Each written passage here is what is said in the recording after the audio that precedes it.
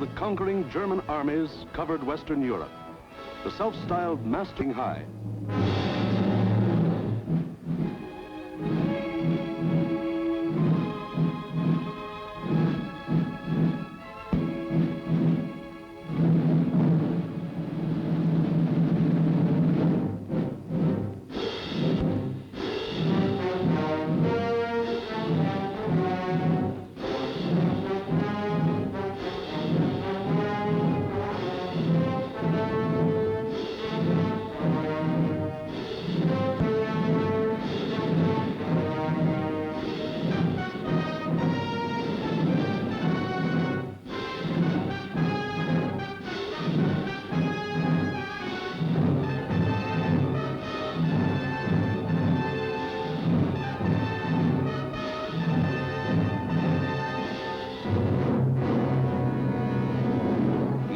Adolf Hitler stood just as Napoleon had stood more than 100 years before, and looked across the English Channel to the one fighting obstacle that stood between him and world domination.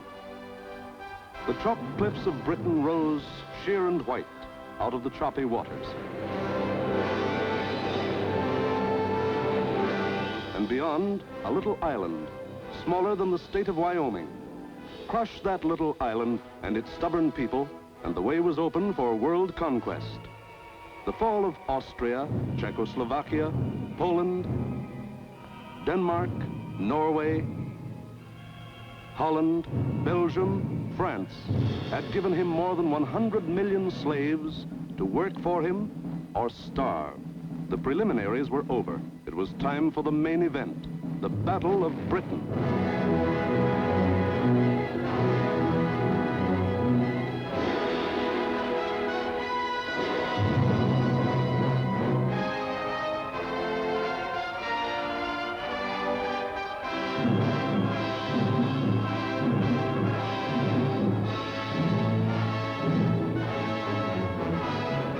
Hitler and his generals feverishly drafted their plans for the conquest of Britain. Every detail must be anticipated. A slip now might wreck the whole timetable of world conquest. 6 weeks of final preparation went into those plans. 6 weeks to determine the history of 1,000 years. The thing was foolproof. See for yourselves how simple the whole operation was to be. Look. German plan for invasion of England. Phase 1. Knock out the Royal Air Force and its bases. Get control of the air and the sea lanes across the Channel. Follow the Blitz plan that had wiped out Poland, the Low Countries, and France. Destroy communication and transport lines. Above all, get command of the air. Phase 2. Pulverize the coastline with dive bombers. Drop parachute troops to take over the airfields and establish beachheads.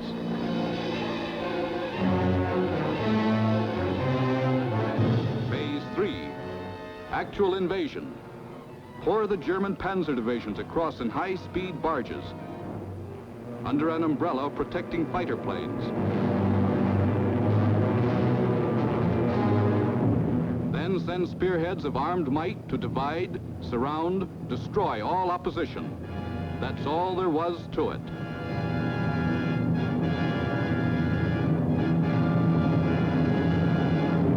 Conquer Britain. Force the surrender of the British fleet.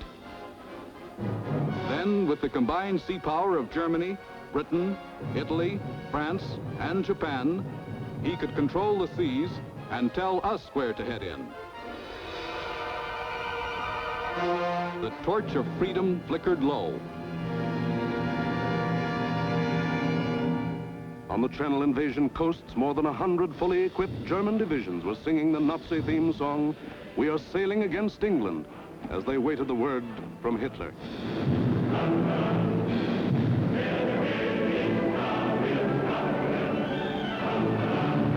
Here, for weeks, all the supplies and weapons of the Nazi war machine had been turned toward Britain.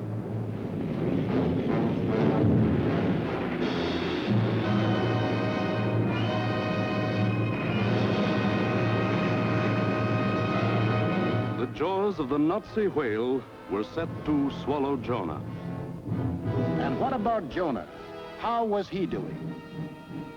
Well, Britain also had an army, but it was an army dragged from the sea at Dunkirk.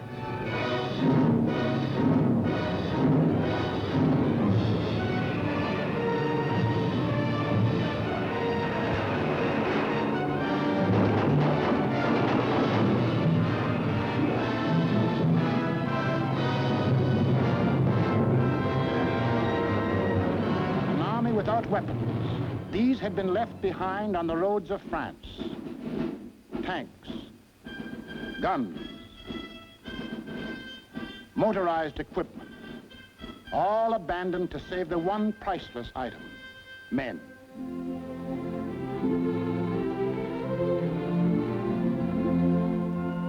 In all of Britain, there was not enough equipment for one modern division. Only one tank for every 1,000 square miles of territory.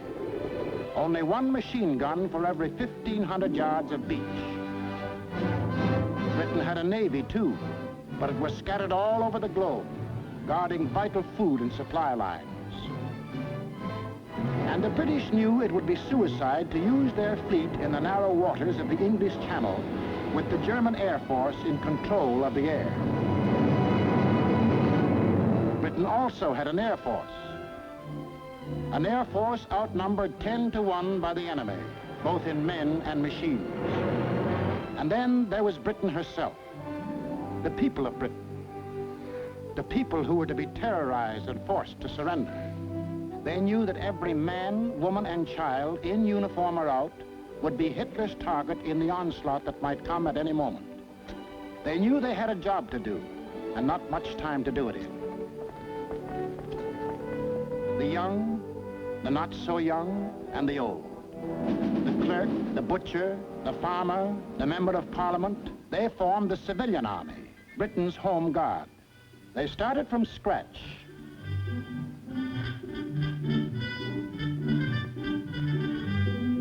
Experience, equipment, supplies, all were scarce. Only one shell to fire at each practice. The women of Britain refused to be left out. We'll enlist too. We'll put up the barrage balloons.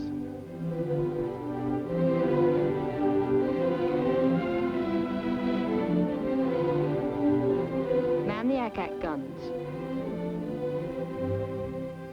We'll run the railroads and get the trains through on time. Ferry the planes. Carry the dispatches. Drive the ambulances and run the buses. And we'll see that our men are fed and don't go hungry.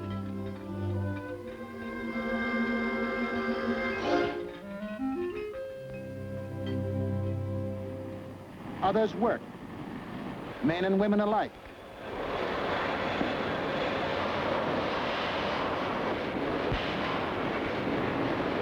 They worked full time, overtime, double time, 40 hours a week, 50, 60, 70. Hours meant nothing. Fatigue meant nothing. Until the government forced them to cut down hours because over-fatigue was hurting production.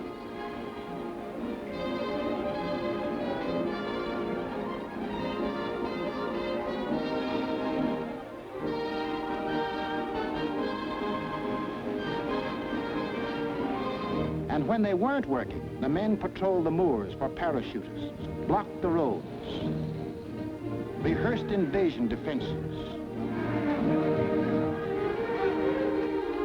For something had happened here the Germans could never understand. In a democracy, it is not the government that makes war. It is the people.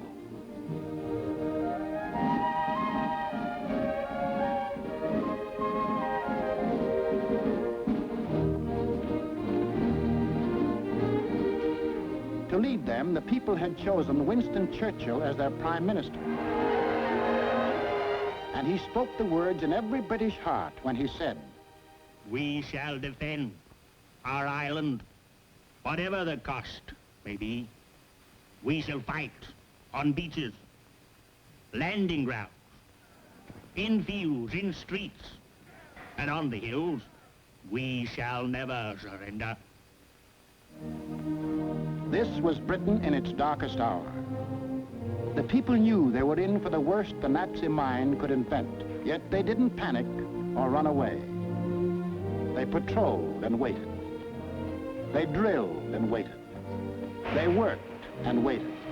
Waited for the terror they knew was coming. Then it came.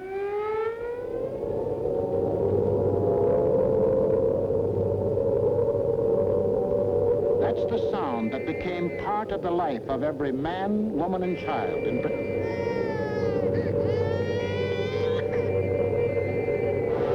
August 8th, 1940, and the battle for Britain is on. 30 enemy aircraft over the channel, flying due west.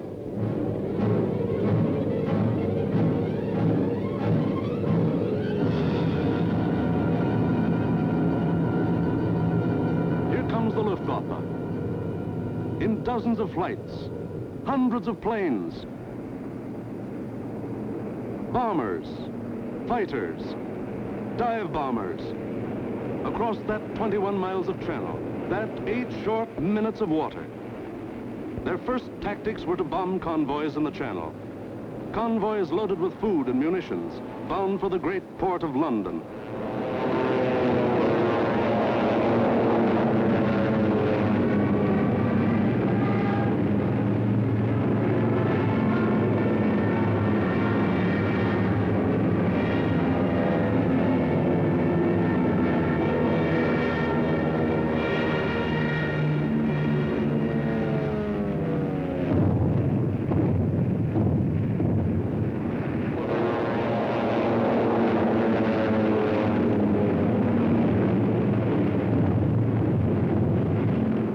Fighters waited overhead for the defending planes of the Royal Air Force, the RAF, to appear.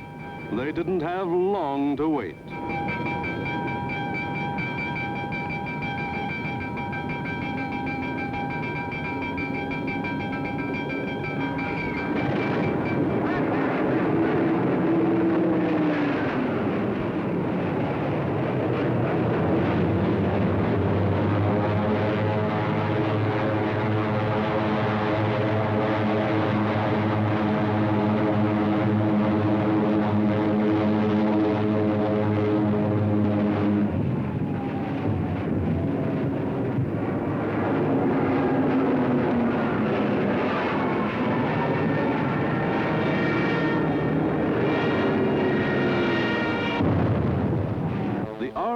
Came, facing odds of 6, 8, 10 to 1, and dove in, shouting the old hunting cry, "Tally-ho!"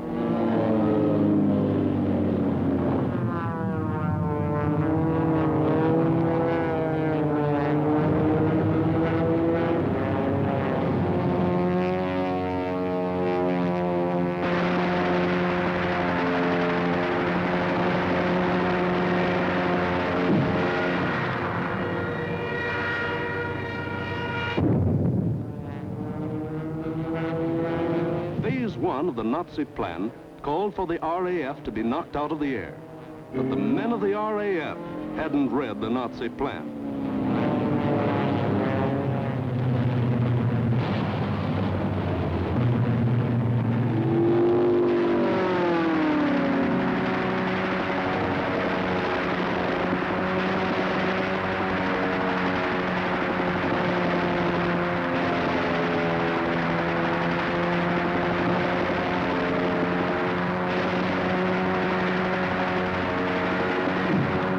First 4 days, the RAF knocked 182 German planes out of the sky.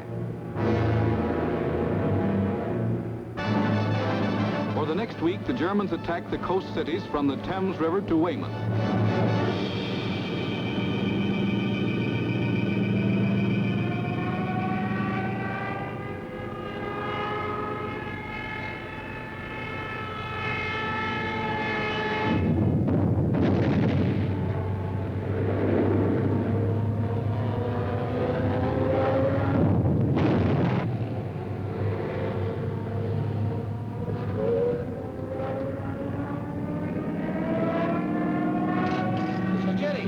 cover.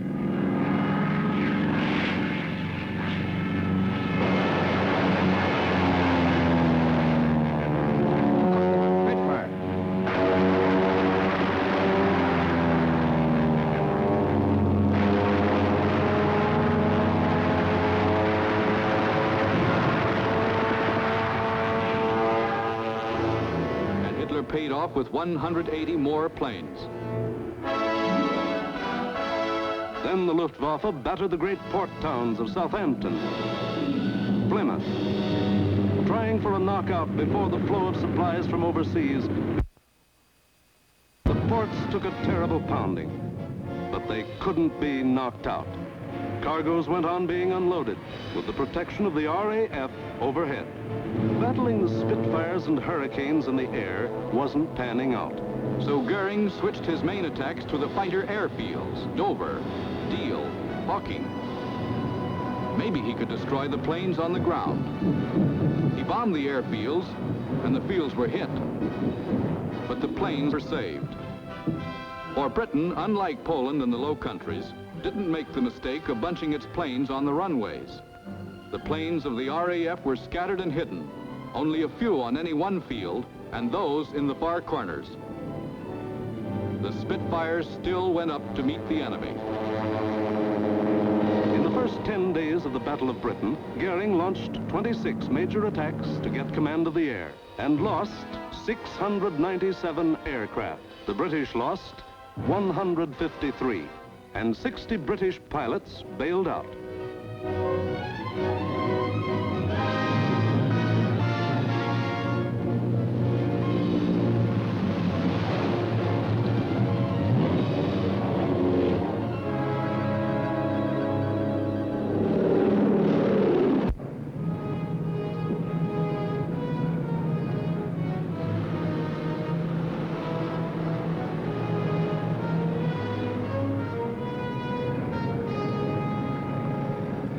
Valuable trained men were saved and ready to fight again, but the crews of Goering's planes were lost to him forever.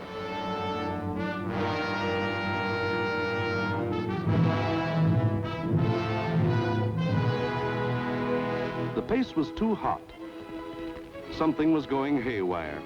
The Nazis had to call time out. On a 2,000-mile front from Norway to France, the whole Nazi Blitz program was being stalled because the RAF was still in the air.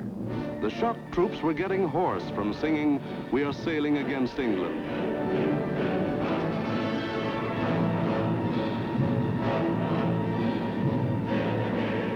The long-range German guns were getting hot from throwing shells across the channel.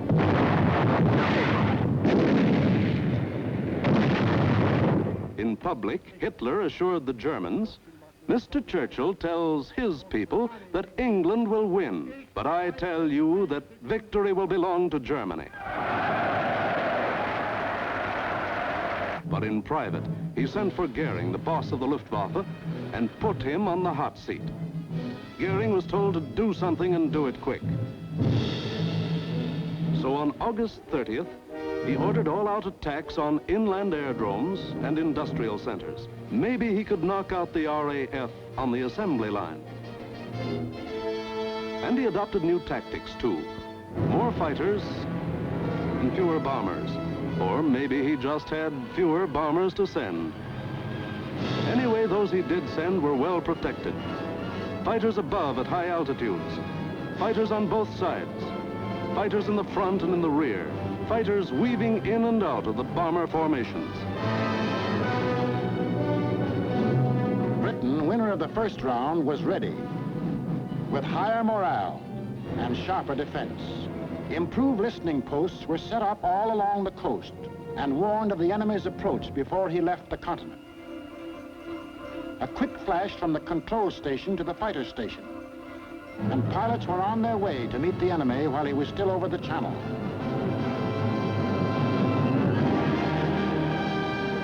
Day after day, out of sight and almost out of sound of the watchers on the cliffs, 4, 5, and 6 miles above, the battles raged over the Dover area.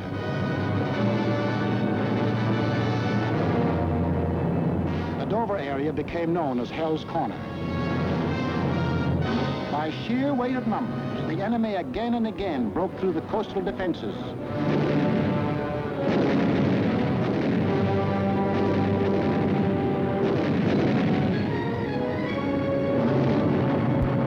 And reached inland to the airdrome. Aircraft plants, munition factories and machine shops.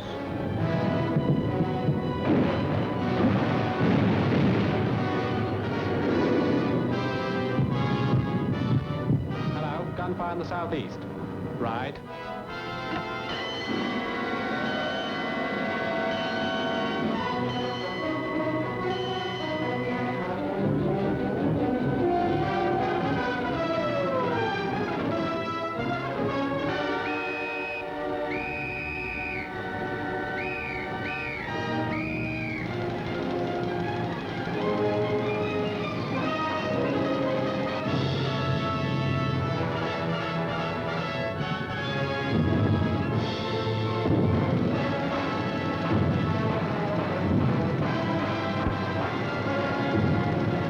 But the workers kept on working. And the RAF kept on flying. These few men with wings, alone in the sky, behind their motors and machine guns, were shooting down more than the Luftwaffe.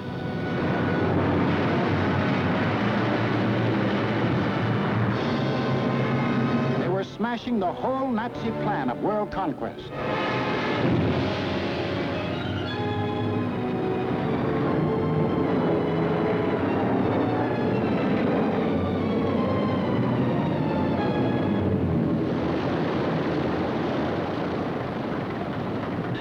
Johnny?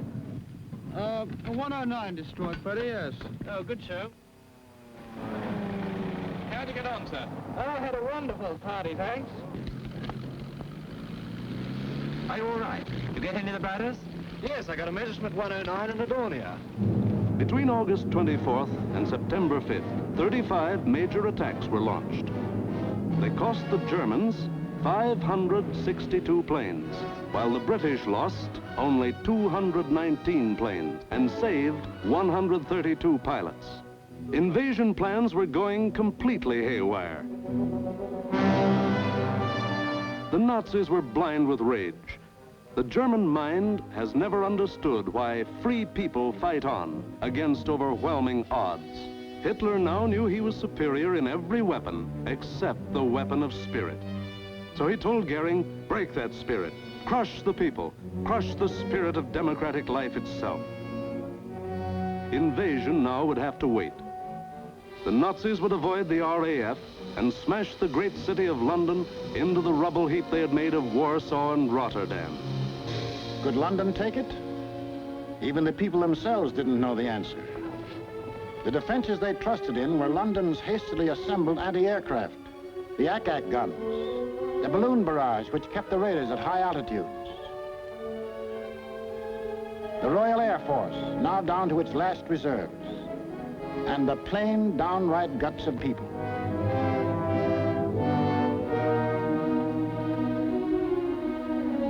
They sent more children out of the city.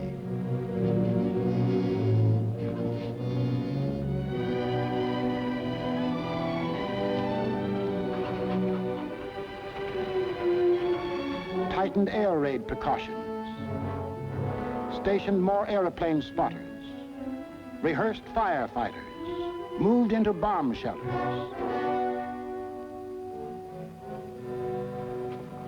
They blacked out their city and carried on.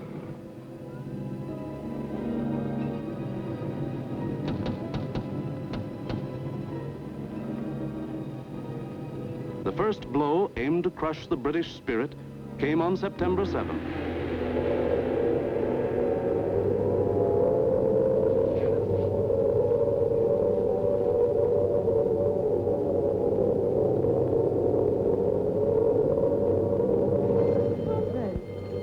Roof reports planes coming in. Control room speaking. Customers and staff will now take cover in the basement. Please do not run, but keep moving. Down the stairs, or you can use the escalator.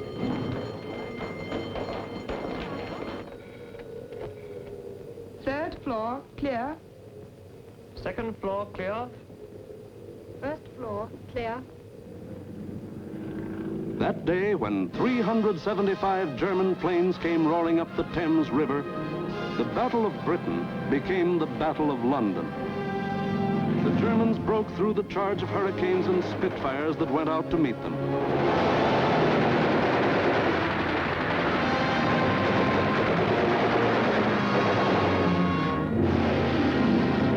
Gone was any pretense of aiming military objectives. This just savage destruction.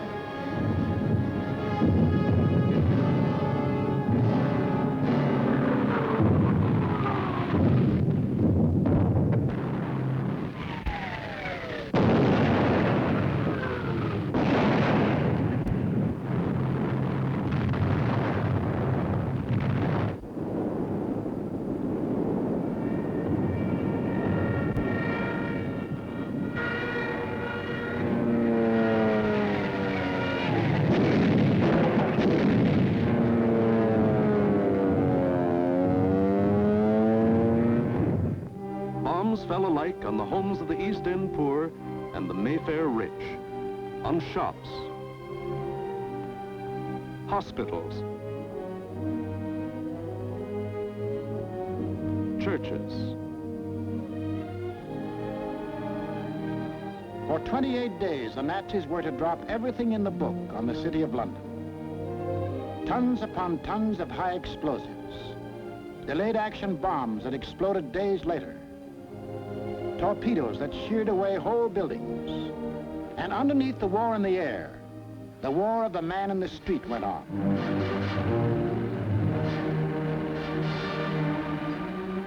He learned to exist with very little food. He forgot what it meant to have a night's sleep, spending most of his time underground in the damp and dark and cold. Hello, Mrs. Fox. You're here early tonight. Well, I'm on the safe side, aren't I? I think that'll be all right now. Yes, that's grand. Anyway, I'll be back in a few minutes if you want. Now, how are we going to get you up there? Get a young man to lift you up. Barney? Hello. Tell this young lady a lift up. Righto, I'm coming.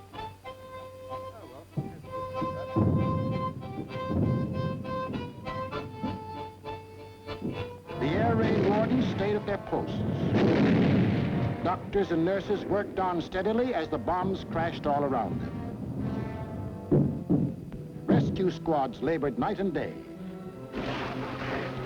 Hi, Gordon. I found her. Is she dead? Right, so. Firemen said, nuts to the bombs and battle to put out fires. This was life in the Blitz. Against all the rules of Nazi warfare, Britain was refusing to crumple up. Across the Channel, the enraged Goering took personal command of the operations.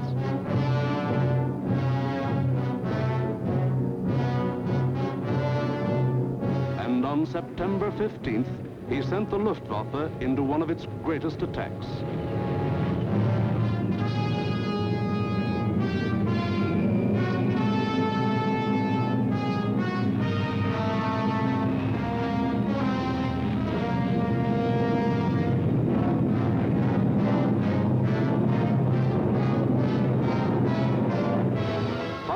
German bombers and Messerschmitt fighters roared over the English coast. Stowmouth calling. Planes heard 3 miles southwest. Scout for hostile planes approaching from the southwest. The British met the challenge by throwing in everything they had.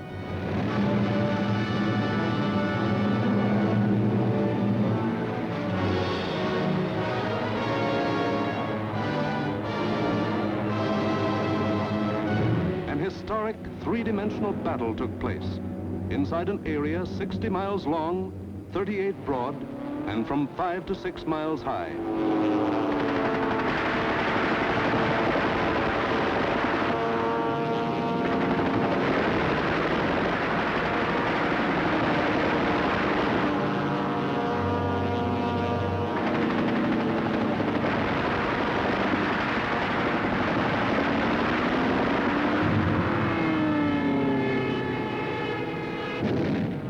100 individual dogfights took place within the first 30 minutes of the raid.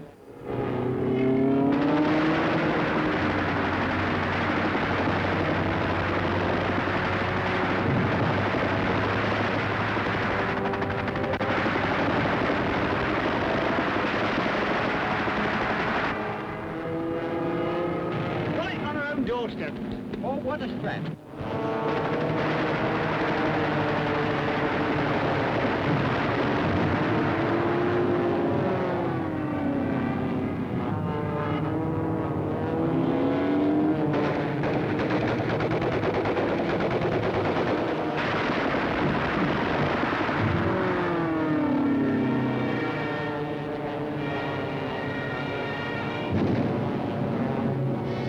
Centre calling London 1. Thank you, Centre. We'll keep a lookout for them. Hostile formation to the south. Some of the German bombers broke through London's defenses.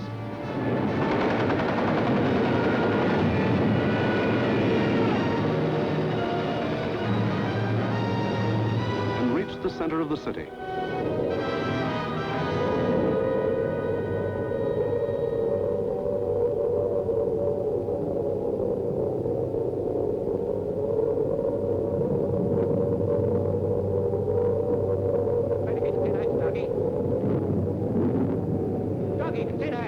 Oh, the tinettes, okay.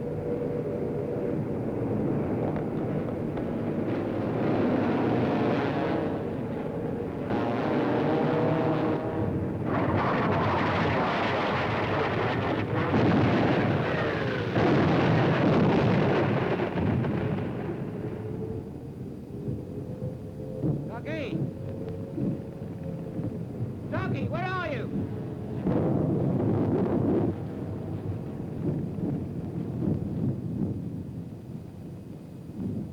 Blimey, I thought they'd got you. Who, me? Nah, I had me fingers crossed.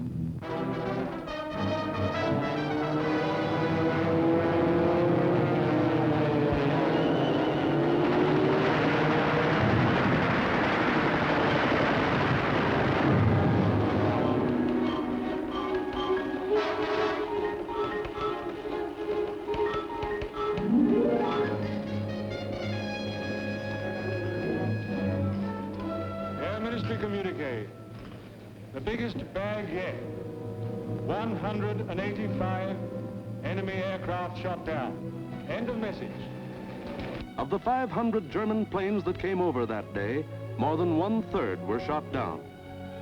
In the 28 days of terror from September 7th to October 5th, the Nazis dropped 50 million pounds of bombs on the city, killed 7,000 helpless civilians, and wounded 10,000 more. Bombs fell on Buckingham Palace,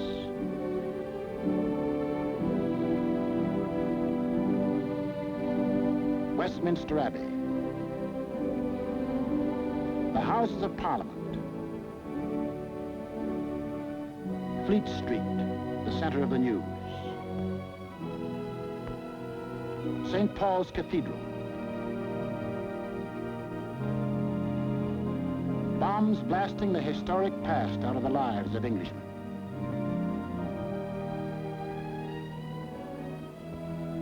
But in these 28 days, the Nazis lost 900 planes and their crews. The more they sent over, the more were shot down. The British Spitfire had proved to be one of the deadliest weapons ever put in the hands of man. If this kept up, pretty soon no more Luftwaffe. The frantic Nazis had to pull a new one. They did. On October 6th, they changed to night attacks. Maybe that way they could avoid those deadly Spitfires and Hurricanes. Maybe that way they could crush the stubborn British spirit. Never mind control of the air. Never mind Phase 1, Phase 2, Phase 3. Now to concentrate on bombing the people themselves into submission and make them cry for mercy.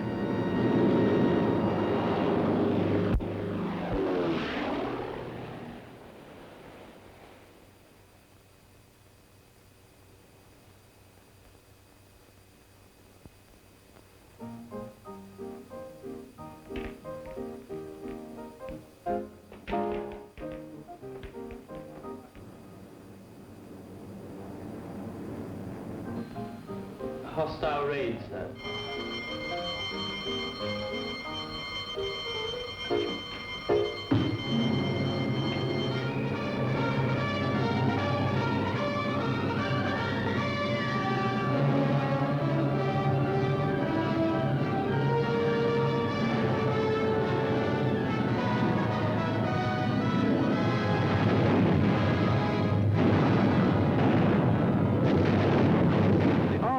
Wasn't much help at night. This was just German bombs against British guts.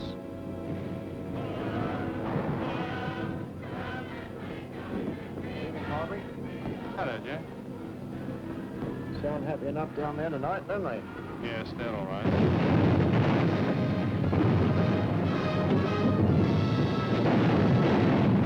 The great docks of London were left roaring infernos.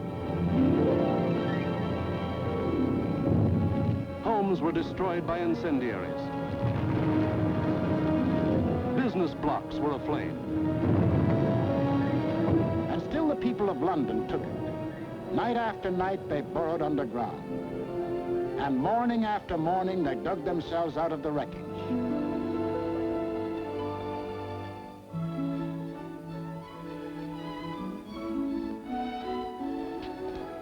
Good morning, Mrs. Fox. Good morning, Miss John. See you tonight. Right here. Come on, Betty.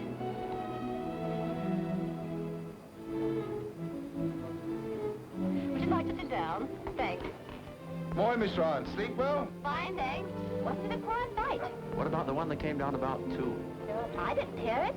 Did you? No. Oh, we're getting used to them around here.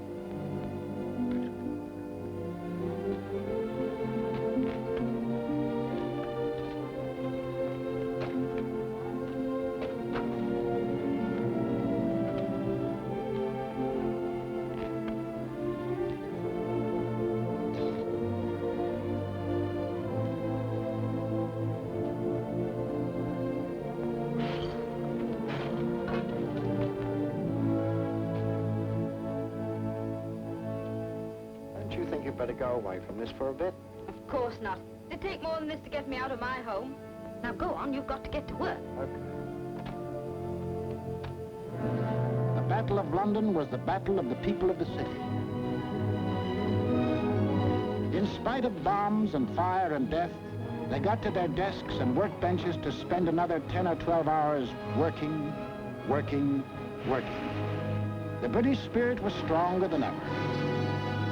And the RAF was flying higher than ever. Not only higher, but farther. SIO, operation for tonight. GP 1562, EP 781, 10 aircraft. You'll find, I think, a decent photograph of the submarine yards there. There's a very good one taken the other night, Monty. Was that? A bit further along. That's it. Those are the submarine yards. Just there. Yes. Well, chaps, this is your target for tonight. It's the submarine and shipbuilding yards at Bremen. It's a vitally important target, and it's got to be hit hard. In the midst of this life and death struggle, the British found strength not only to defend, but to counterattack with what few bombers they could get together.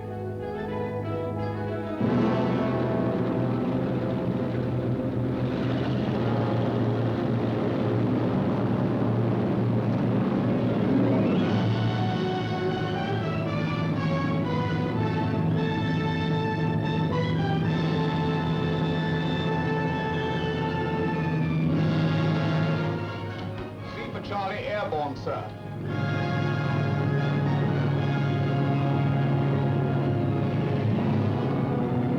Hello, rear gunner. Can you hear me? I'm okay, Skipper. Hello, operator. Everything okay? Well, it seems to be all here, sir.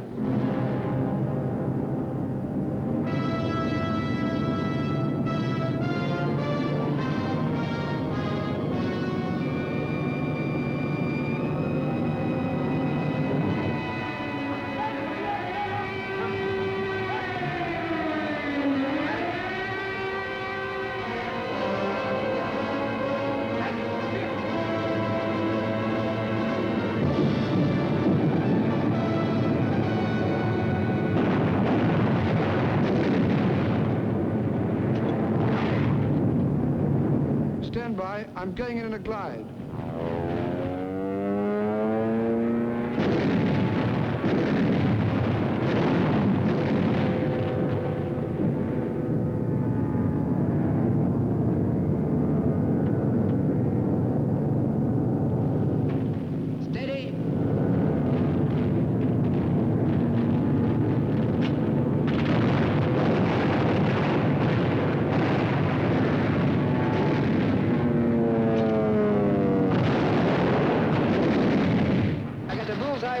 One.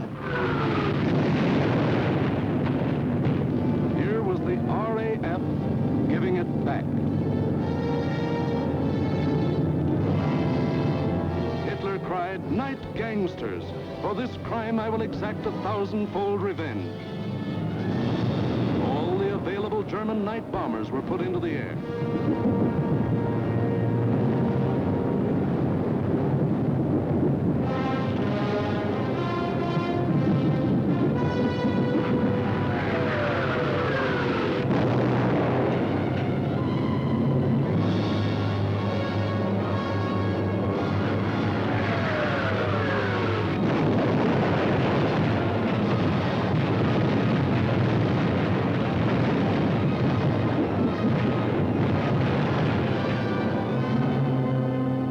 Thousand-fold revenge was Coventry. On the night of November 14th, £1 million of bombs were dropped on the city.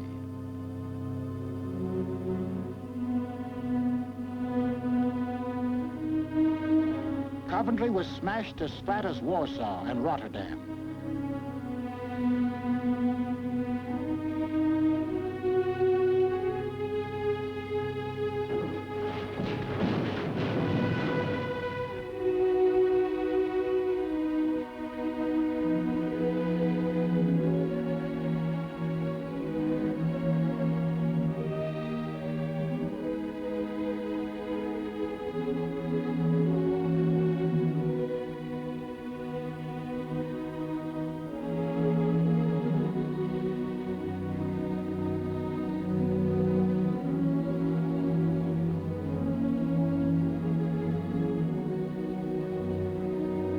The people of Coventry dug their loved ones out of the blasted ruin, saw them to their last resting place in a common grave.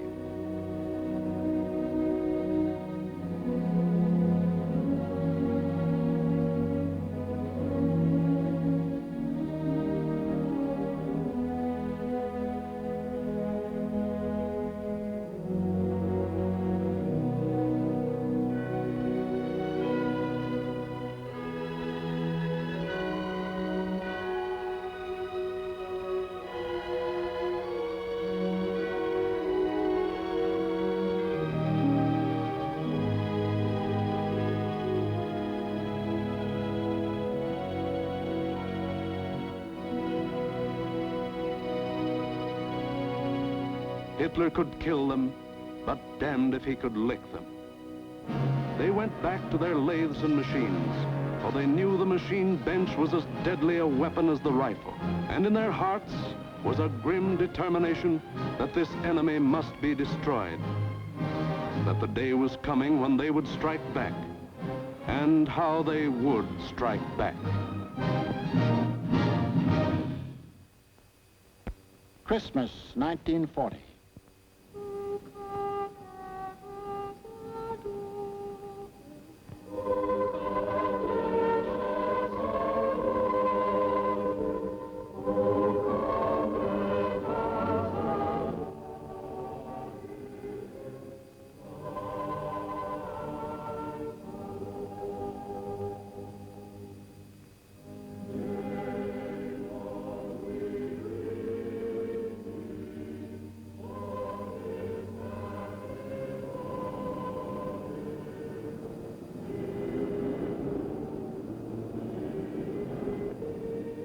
Christmas, season of peace on earth, goodwill toward men, was the ironic quiet before Hitler's great burst of rage against a people who couldn't be licked.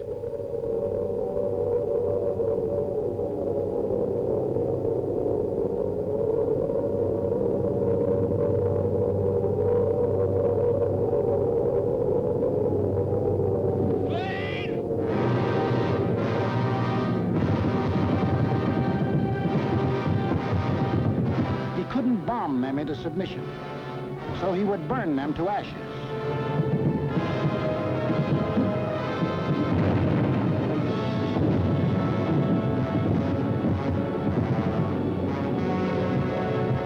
Millions of firebombs rained down on the great city of London.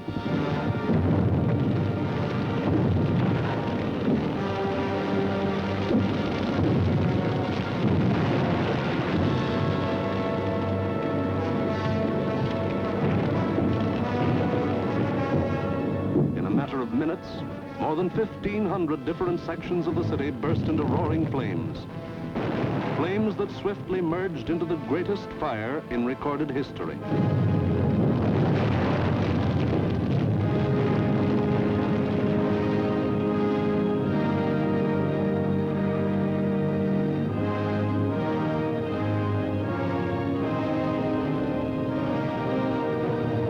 In the midst of all the fire and destruction, vital water mains were shattered. Water pressure was almost entirely cut off. Heroes of the night were men of the London Fire Brigade who stretched temporary hose lines out to the center of the Thames River, struggling through mud and slime.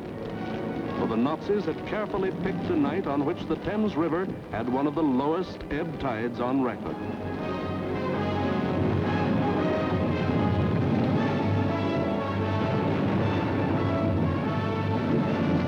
And while London burned above them, the people of the city held on. Chin up and thumbs up.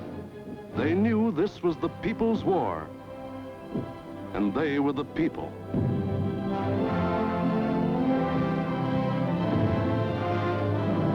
And a people that couldn't be panicked, couldn't be beaten.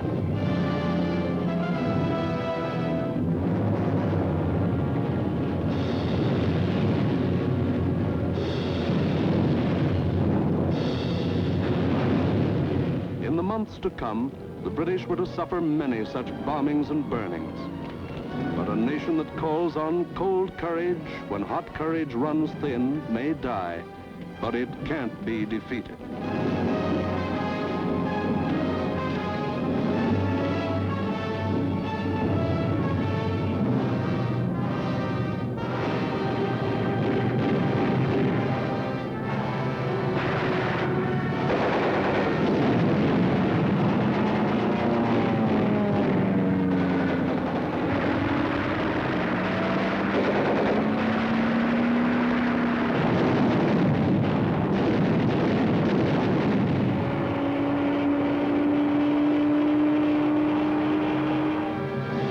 The Battle of Britain was won, but not by Hitler. Hitler had lost the battle. He had lost 2,375 German planes and their crews. For the first time, it was the Germans who ate the bitter dirt of defeat. Gone was the legend of their invincibility. For a solid year, the Nazis struck Britain with all their might. They leveled thousands upon thousands of homes and damaged millions of others. They killed more than 40,000 men, women, and children, and seriously wounded 50,000 more. But not one single Nazi soldier set foot on British soil. But Hitler couldn't stop, and in our next film we will show how he had to turn to the east again. Why did the Nazis lose the Battle of Britain?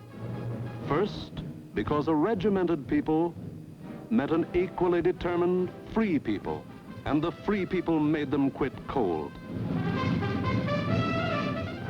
We've been bombed, dive bombed, high-level bombed, machine gunned, been through 2 invasion scares. The last lot we had the house down about our ears. But we're still sticking it, and we're going to stick it. Second, because this was a new kind of war, and the RAF were the men who could fight it. These were the men who belonged to what Hitler called those weak, soft democracies. The British did more than save their country. They won for the world a year of precious time.